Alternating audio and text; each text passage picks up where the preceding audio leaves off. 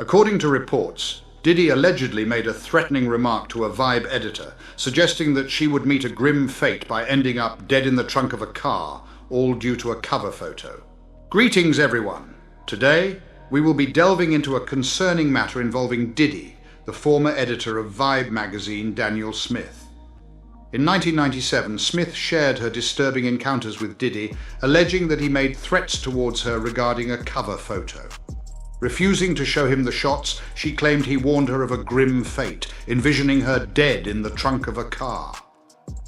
Another incident involved the theft of servers, which put an entire issue at risk.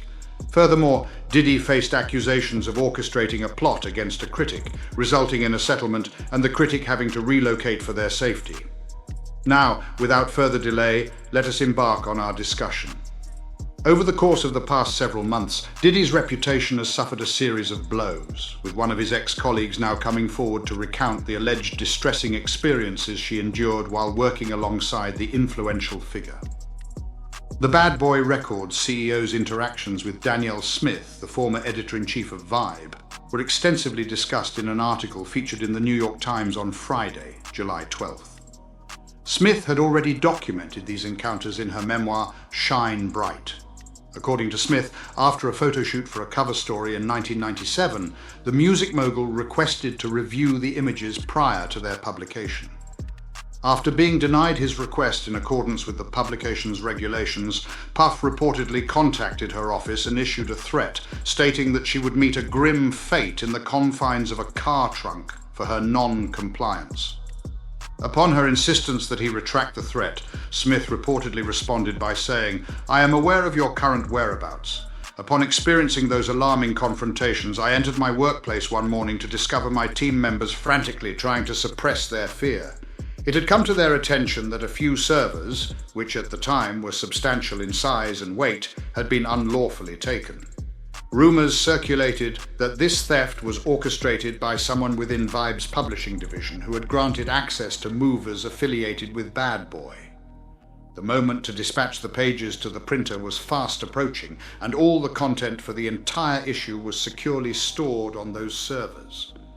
This included all the revisions made by the editorial team and every single page, including the strategically placed advertisements that had been paid for by our valued clients. However, in an instant, everything vanished into thin air. In recent news, Diddy has been alleged to have orchestrated a targeted attack against one of his most vocal adversaries. During a nightclub altercation in 1999, Natanya Rubin was shot in the face.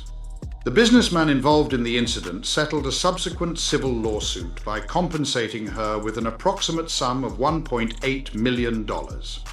Despite his label signee Shine being imprisoned for the incident, Rubin asserts that it was actually Puff who pulled the trigger and injured her. In a recently released interview clip by The Art of Dialogue, she further alleges that the businessman went as far as placing a reward on her life following the incident, which ultimately compelled her to relocate. "I was both born and raised in Brooklyn," she stated. "My original plan was to never leave, and it's likely that I would have stayed if this particular incident hadn't occurred." However, when the district attorney's office received information from a confidential informant stating that there was a threat against me, I immediately reached out to them and others for help. From the controversial I vividly remember looking out the window of my Canarsie Brooklyn home and seeing four ominous blacked-out SUVs parked around the area. There was one on each corner, including the corner where my house was located. Do I simply sit and wait for them to come to the public last month? Or do I comply? As a result, prominent figures who were once aligned with Diddy, such as LeBron James and Young Miami, chose to sever their digital ties by unfollowing him on Instagram. I used to have thriving businesses. Why would I willingly abandon everything I was familiar with unless my very existence hinged upon it? It is worth noting that Diddy remains under investigation. To support our channel's growth and ensure broader awareness, kindly hit the like, share and subscribe. To support our channel's growth and this will help us reach more individuals. Kindly hit the like valuable information. Thank you in advance. This will help us reach